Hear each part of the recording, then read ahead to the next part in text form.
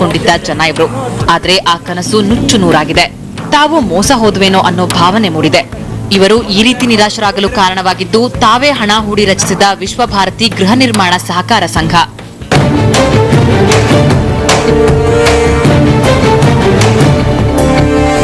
ಸಂವಿಧಾನ ಪ್ರಕಾರ ನಮ್ಮ ಪ್ರತಿಯೊಬ್ಬರಿಗೂ ಹಕ್ಕಿದೆ. ಆ ಹಕ್ಕನ್ನೇ ನಮ್ಮನ್ನ ಇದು ಮಾಡ್ತಾರಲ್ಲ, ಈ ಕೋರ್ಟು ಕೂಡ ಸರ್ವಾಧಿಕಾರ ಆಗೋಯ್ತಲ್ಲ.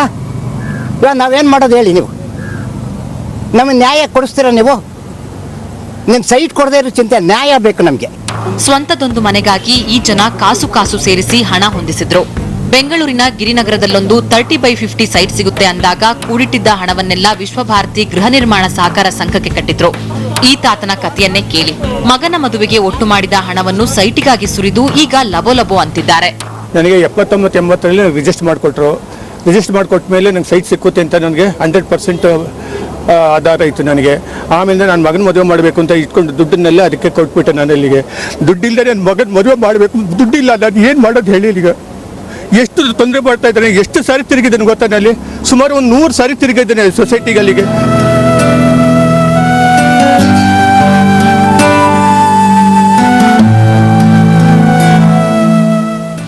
1973ರಲ್ಲಿ ಸ್ಥಾಪನೆಯಾದ ವಿಶ್ವಭಾರತಿ ಸಂಘ ಸರ್ಕಾರದಿಂದ ಭೂಮಿ ಪಡೆದು 4 ಹಂತಗಳಲ್ಲಿ ಬಡಾವಣೆ ಮಾಡಲು ಹೊರಟಿತ್ತು.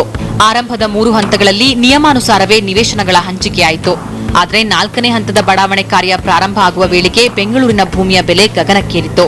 ಅಂದಿನಿಂದಲೂ ಸಂಘದ ಸದಸ್ಯರಿಗೆ ಸೈಟ್ ಸಿಗುವ ಕನಸು ಕನಸಾಗಿಯೇ ಉಳಿದು ಹೋಗಿದೆ. ಸಂಘದ ಅಧ್ಯಕ್ಷರ ಮೇಲೆ ಸದಸ್ಯರಿಗೆ ನಂಬಿಕೆಯೂ ಹೊರಟು ಹೋಗಿದೆ. ನೀತಿ ನಿಯಮ ಉಲ್ಲಂಘನೆ, ನ್ಯಾಯಾಲಯದ ತಕರಾರು, ಬಿಡಿಎ ಜೊತೆ ಸಂಘರ್ಷ, ಹೀಗೆ 100 ಅಡ್ಡಿ ಆತಂಕಗಳು ಎಡತಾಕಿಕೊಂಡಿವೆ.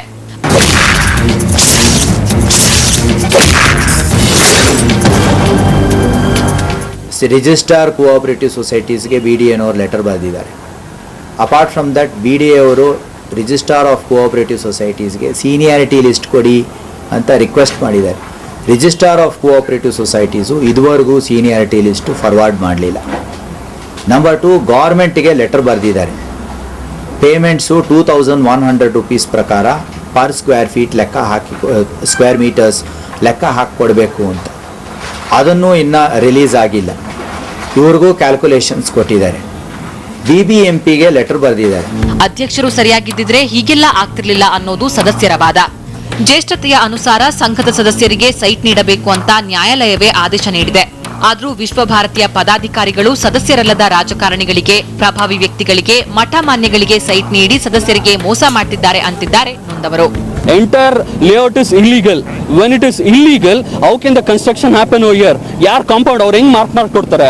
ಮತ್ತೆ when it is illegal, KB connection ಹೇಗೆ ಸಿಗ್ತದೆ, ವಾಟರ್ ಕನೆಕ್ಷನ್ ಹೇಗೆ ಸಿಗ್ತದೆ? ಅಪಾರ್ಟ್ಮೆಂಟ್ಗಳು ಕಟ್ಟಿಸ್ತಾ ಇದಾರೆ ಮೇಡಮ್, 100/100 ಅಪಾರ್ಟ್ಮೆಂಟ್ ಎಲ್ಲಿಂದ ಹೇಗೆ ಕಟ್ಟಿಸ್ತಾ ಇದಾರೆ ಮೇಡಮ್ ಇವರು? ಇದ್ರ ಬಗ್ಗೆ ಏನಾಗಿದೆ ಅಂದ್ರೆ, ನಮ್ಗೆ ಸೈಟ್ ಸಿಗುತ್ತೋ ಪರವಾಗಿಲ್ಲ, ನಮ್ಗೆ ದುಡ್ಡು ಬರುತ್ತೋ ಪರವಾಗಿಲ್ಲ. 70 ವರ್ಷ, ನಮ್ಮ ತಂದೆಗೆ 60 ವರ್ಷ ವಯಸ್ಸು. ಇಲ್ಲಿ ತುಂಬಾ ಜನ ಕಣ್ಣೀರ್ ಹಾಕ್ತಾರೆ ಮಗಳು ಮದುವೆ ಮಾಡ್ಬೇಕು ಅಂತ. ಅವ್ರೆಲ್ರಿಗೂ ನ್ಯಾಯ ಸಿಗ್ಬೇಕು. ಈ ಸದಸ್ಯರ ಪ್ರಕಾರ ಅಧ್ಯಕ್ಷ ಕೃಷ್ಣ ಭಟ್ಟರು ಎಷ್ಟರ ಮಟ್ಟಿಗೆ ಅಂದಾದುಂದಿ ಆಡಳಿತ ನಡೆಸುತ್ತಿದ್ದಾರೆಂದ್ರೆ, ವಿಶ್ವಭಾರತಿ ಗೃಹ ನಿರ್ಮಾಣ ಸಹಕಾರ ಸಂಘದಲ್ಲಿ ಸರಿಯಾಗಿ ನಿಯಮಗಳ ಪಾಲನೆ ಆಗ್ತಿಲ್ಲ. ಸಂಘದ ವಿರುದ್ಧ ದನಿ ಎತ್ತಿದ್ರೆ ರೌಡಿಗಳನ್ನ ಚೂ ಬಿಡ್ತೀನಿ ಅಂತಿದ್ದಾರಂತೆ.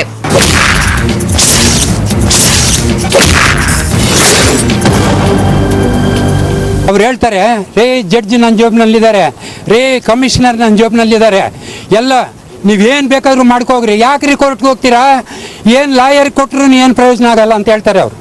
ಈ ಥರ ಇದೆ ನಮ್ಮ ಪರಿಸ್ಥಿತಿ. ನಾನು ರಿಟೈರ್ಡ್ ಆಗಿದ್ದೀನಿ, ನನಗೆ 64 ವರ್ಷ ವಯಸ್ಸು. ನಾನು 8 ಲಕ್ಷ ಕಟ್ಟಿದ್ದೀನಿ, ಮೊನ್ನೆ ಎಲ್ಲ ಕೊಟ್ಟಿದ್ದೀನಿ. ಮೊನ್ನೆ ಒಂದು ದಾರಿನಲ್ಲಿ ಇದೆ, ನೀನು ಸೈಟ್ ಮಾರ್ಕ್ ಮಾಡ್ಕೋ ಅಂತ ಹೇಳ್ತಾರೆ. ಇಷ್ಟೆಲ್ಲ ರಂಪ ರಾಧಾಂತಗಳ ನಡುವೆ ಕೆಲವೆಡೆ ಸೈಟ್ ಅನ್ನ 3-4 ಜನರಿಗೆ ರಿಜಿಸ್ಟರ್ ಮಾಡಿಕೊಟ್ಟಿರೋದು ಇದೆ ಅಂತ ಸದಸ್ಯರೇ ದೂರುತ್ತಿದ್ದಾರೆ.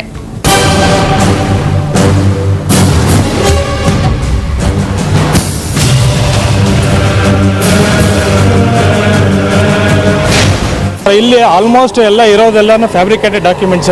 ಯಾರಿಗೂ 4th